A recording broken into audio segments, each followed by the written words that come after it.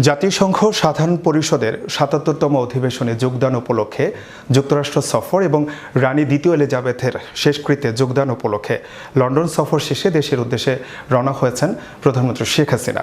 Washington DC সংলগ্ন ডুলেস airport থেকে প্রধানমন্ত্রী শেখ হাসিনাকে বহনকারী বিমান বাংলাদেশ এয়ারলাইন্সের ভিভিআইপি ফ্লাইট লন্ডন হয়ে ঢাকার উদ্দেশ্যে উড্ডয়ন করে ২ অক্টোবর সন্ধ্যা ঠিক ৬:৩০টায়। এই সময় ওয়াশিংটন ডিসি সংলগ্ন ডুলেস এয়ারপোর্ট সংলগ্ন রাডার রোডে জড়ো হওয়া যুক্তরাষ্ট্র আওয়ামী লীগ এবং মেট্রো ওয়াশিংটন আওয়ামী লীগের নেতাকর্মীরা গগন বিদারী স্লোগানে মেতে ওঠেন। প্রবাসী বাঙালিদের মুখে ভেসে ওঠে জয় বাংলা, জয় বঙ্গবন্ধু এবং শেখ হাসিনার সরকার বারবার দরকার স্লোগান। শেখ হাসিনার সরকার বারবার দরকার, বারবার দরকার শেখ হাসিনার সরকার।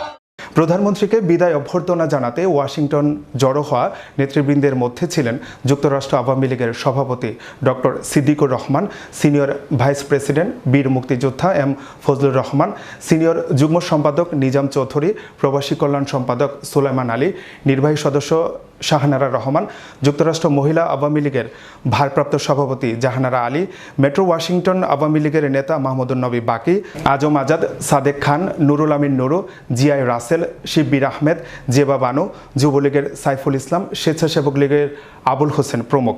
এই স্লোগানে বিসিএসসিএল এর চেয়ারম্যান ডক্টর শাহজাহান মাহমুদও উপস্থিত ছিলেন।